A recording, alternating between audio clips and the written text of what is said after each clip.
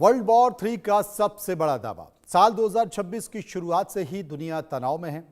एक तरफ ईरान में बवाल मचा है तो दूसरी तरफ अमेरिका ने वेनेजुएला के राष्ट्रपति मादुरो को गिरफ्तार कर माहौल को और गर्म कर दिया है।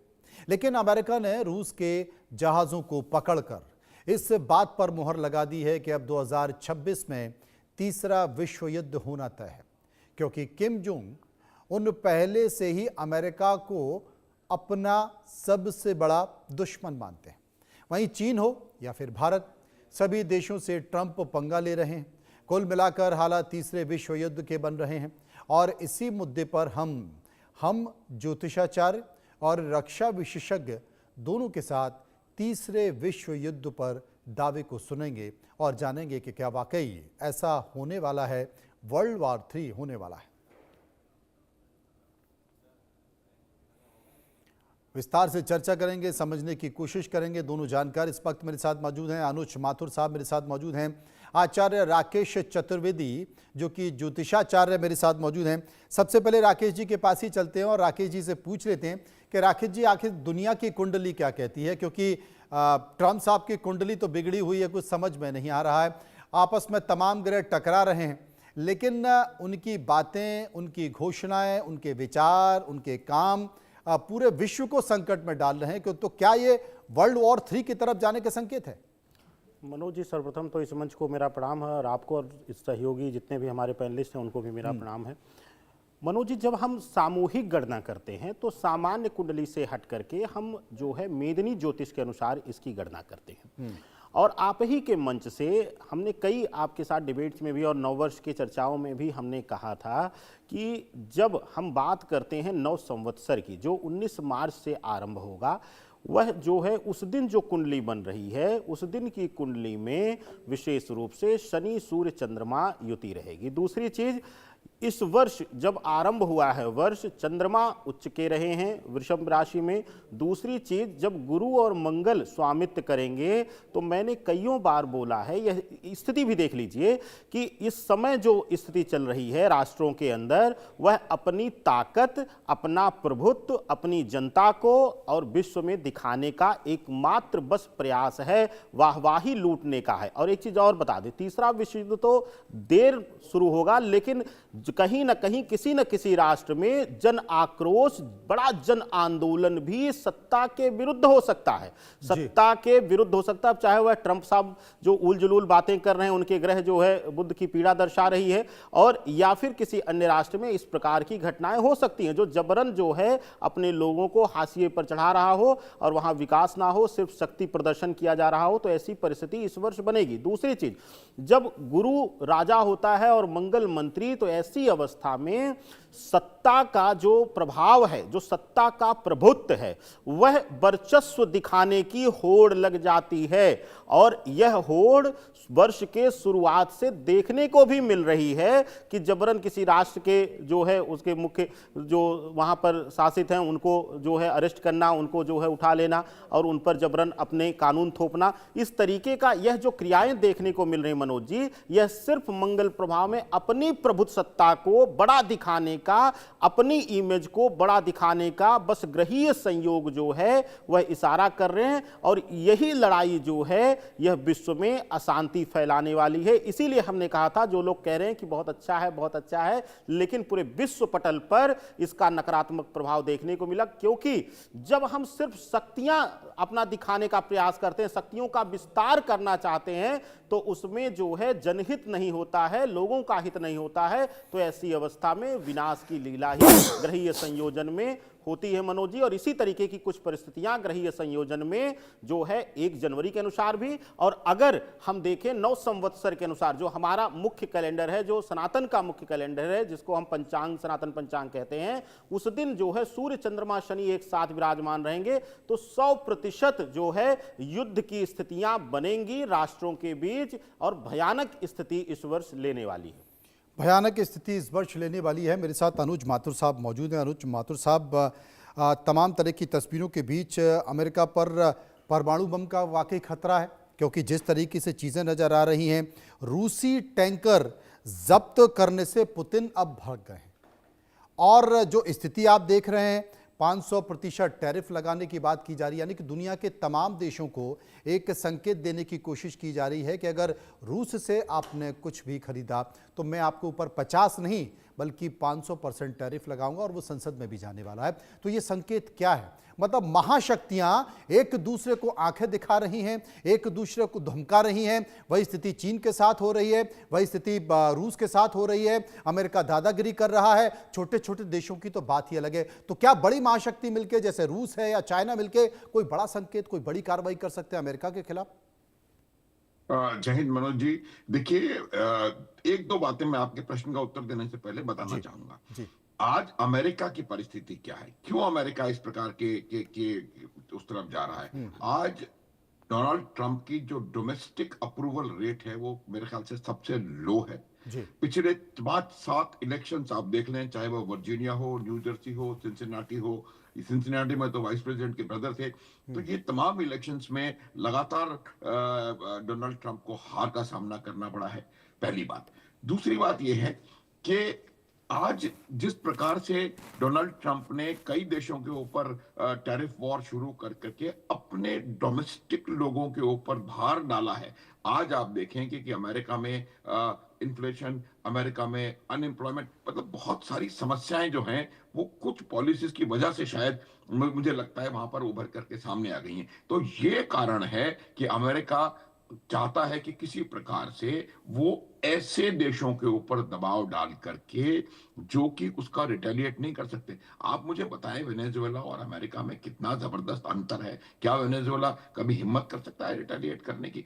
और ऐसे कमजोर राष्ट्रों के ऊपर वो दबाव डाल करके और वहां पर अपनी इकोनॉमिक असेट्स अपने उनको आगे लाने की कोशिश कर रहा है अमेरिका। जी तो ये मेरा मानना है कि अपने डोमेस्टिक लॉसेस के लिए वो इंटरनेशनल लेवल के ऊपर इस प्रकार की हरकतें कर रहे हैं। आप देखेंगे पिछले एक साल में वो राष्ट्रपति जिन्होंने कहा था कि वो शांति के दूत हैं, उन्होंने पिछले एक साल में 7 देशों पर आक्रमण किया है। सोमालिया देख लें, नाइजीरिया देख लें, इराक देख लें, सीरिया देख लें, ईरान देख लें, और अब वेनेजुएला। तो मेरा ये कहना है कि ये तमाम चीजें जो हो रही हैं वो सब उन कंट्रीज के खिलाफ वो कर रहे हैं जो कि वो रिटेलिएट नहीं कर सकती। अब पहली बार ऐसा हुआ है कि उन्होंने रूस के कुछ एसेट्स के ऊपर अपना हमला करना शुरू किया है। उसकी भी मैं वजह आपको बताता हूं मनोज जी। देखिए, जी उसकी वजह यह है कि जिस प्रकार का रिएक्शन वेनेजुएला के राष्ट्रपति को एब्डक्ट करने के बाद मिला, उससे कहीं ना कहीं राष्ट्रपति ट्रंप एम्बोल्डेंड हैं।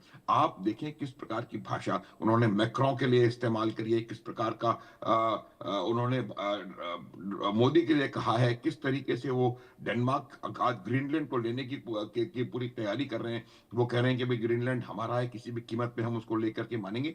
ये तमाम चीजें अपनी डोमेस्टिक अप्रूवल रेट को कहीं ना कहीं इंप्रूव करने की कोशिश हो रही है। मैं ज्योतिषाचार्य जी से सहमत हूं कि उनकी गणनाएं कहीं ना कहीं बहुत सही साबित होने वाली हैं, क्योंकि जिस प्रकार से पूरे विश्व में, चाहे वो रूस यूक्रेन हो, चाहे वो भारत पाकिस्तान अफगानिस्तान हो, चाहे वो गाजा हो, चाहे वो मिडल ईस्ट के और देश हो, इजराइल ईरान हो, चीन और ताइवान हो, साउथ चाइना सी हो, हर तरफ पूरे विश्व में आज इस प्रकार की परिस्थिति हो गई है कि वहां पर कोई भी एक छोटा सा फ्लैश पॉइंट एक बहुत बड़े युद्ध का आकार पकड़ सकता है।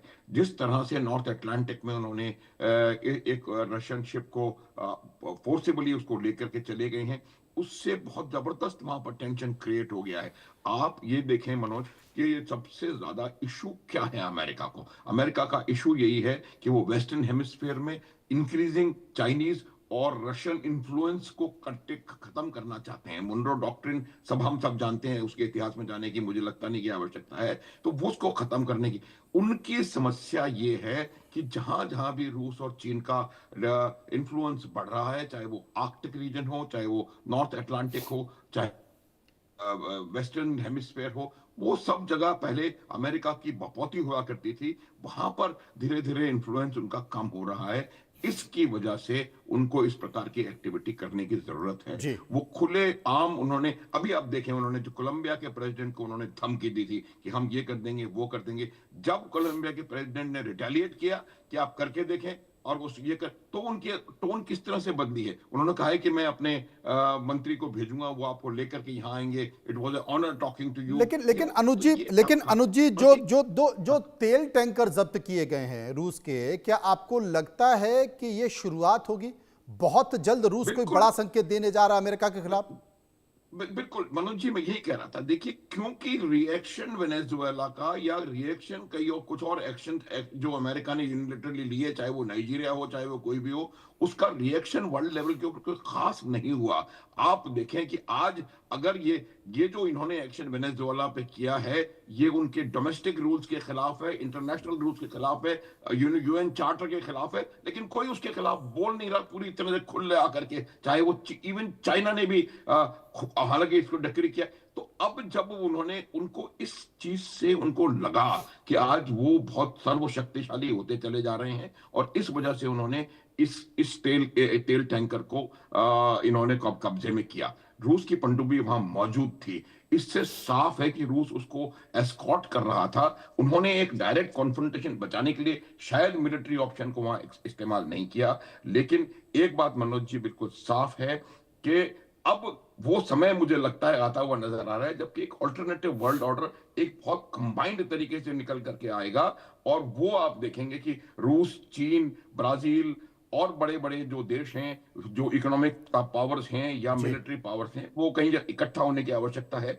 ये देखिए, जो यूएन सिक्योरिटी काउंसिल है, उसमें हालांकि अमेरिका के पास वीटो है, सिक्योरिटी काउंसिल कुछ नहीं कर पाएगी, लेकिन बाकी जो 4 शक्तियां हैं या 4 में से 3, ब्रिटेन को आप छोड़ दें, तो जो बाकी वो कहीं ना कहीं इकट्ठे होकर के और फिर अगर यहाँ पर कोई इनके ऊपर दबाव। बिल्कुल आप सही कह रहे हैं, क्योंकि लगातार यूएन चार्टर का उल्लंघन कर रहे हैं ट्रंप, अपने बयानों के जरिए, अपनी नीतियों के जरिए, धमकियों के जरिए दूसरे देश के किसी भी राष्ट्रध्वज को उठाकर ले जा रहे हैं।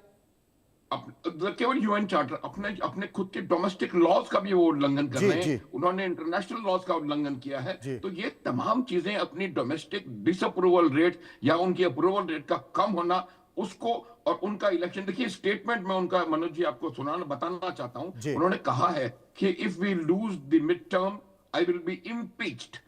उनको पता है डोनाल्ड ट्रंप को कि उनकी एक संभावित हार इस वर्ष के अंत में जो मिड टर्म इलेक्शंस होने वाले हैं उसमें एक संभावित हार होने वाली है, और उन्होंने अपने सांसदों को कहा है कि भाई अगर हम हार गए उसमें तो आई विल बी इम्पीच्ड, क्योंकि ही नोज कि जितने भी एक्शंस उन्होंने कुछ लिए हैं वो कहीं ना कहीं उनके देश के, उनकी पार्टी के खिलाफ जाते हुए नजर आ रहे हैं। तो यही वजह है कि वो अब ऐसी चीजें करना चाह रहे हैं कि जिससे वो कह सकें अमेरिका की जनता को कि देखो मैंने ग्रीनलैंड लेके दे दिया। बिल्कुल आप सही कह रहे हैं, इसलिए वो कह रहे हैं कि मैं ग्रीनलैंड के जरिए यहाँ की इकोनॉमिक स्थिति को जरिए, और सुनने में आया है कि बहुत सारी फ्रीबीज की योजनाओं का भी वो प्लान कर रहे हैं जिसके जरिए वहाँ के लोगों को खुश कर सकें और वो बता सकें कि मैं सब कुछ जो कर रहा हूँ वो आपके लिए कर रहा हूँ। लेकिन इन सब के बीच जो यूएन चार्टर्ड है उसका पूरी तरह से उन्होंने उल्लंघन कर दिया है और अंतर्राष्ट्रीय मंचों पर इसकी कोई भी चर्चा नहीं हो रही है। तमाम देश इसका दबाव नहीं बना पा रहे हैं, सिर्फ धमकियां दी जा रही हैं, चाहे वो नॉर्थ कोरिया के जरिए हो या रूस के जरिए हो या चाइना की तरफ से भी सख्त संदेश दिए जा रहे हैं। लेकिन मुझे लगता है कि सबको एक मंच पर आने की जरूरत है अंतर्राष्ट्रीय स्तर पर, जिससे कम से कम अमेरिका को बताया जाए कि आप दुनिया को रास्ता दिखाते हैं लेकिन आप खुद रास्ता भटक गए हैं, अब हमको इस पर कुछ करना होगा। बहुत बहुत शुक्रिया करेंगे सभी का।